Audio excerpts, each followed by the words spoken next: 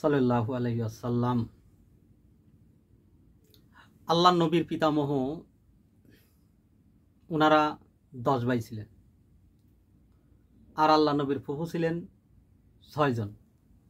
আল্লাহ নবীর দাদা Abdul Muttalib, অর্থাৎ আল্লাহ নবীর দাদা আব্দুল মুত্তালিবের ছিলেন 10 ছেলে 6 মেয়ে।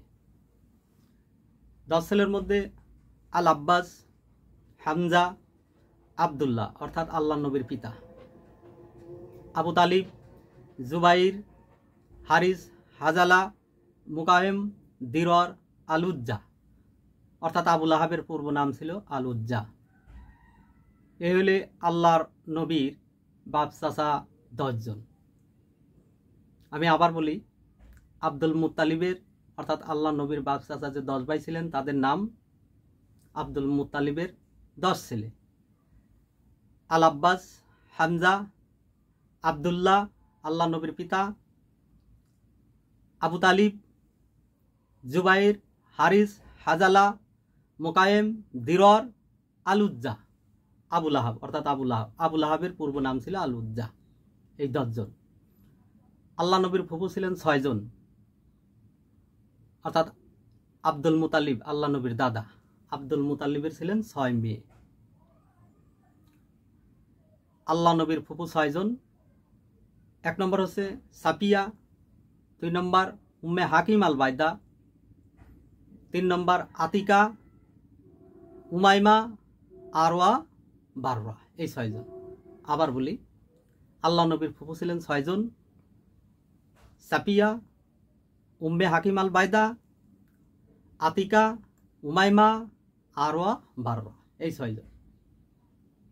এই আব্দুল মুতালিব, এই আল্লাহ নবীর দাদা আব্দুল মুতালিবের 10 ছেলে 6 মেয়ে। বড় বড় ইসলামী স্কলারিস্টদের মতে এবং হক্কানি উলামা একরামদের মতে সিরাত চর্চা সবচেয়ে উত্তম আমল। কারণ সিরাতের মধ্যে সরাসরি আল্লাহ নবীর সিরাত, অর্থাৎ সিরাতের মধ্যে যে সিরাত চর্চা করবে, সিরাতের মধ্যে আল্লাহ তাআলা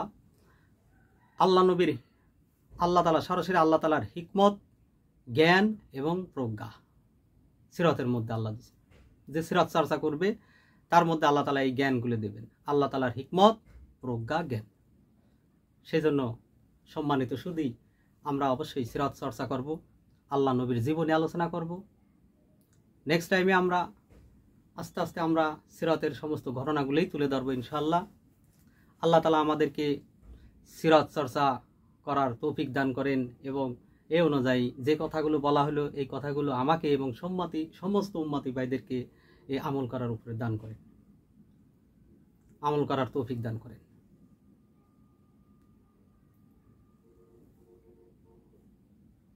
আমিন।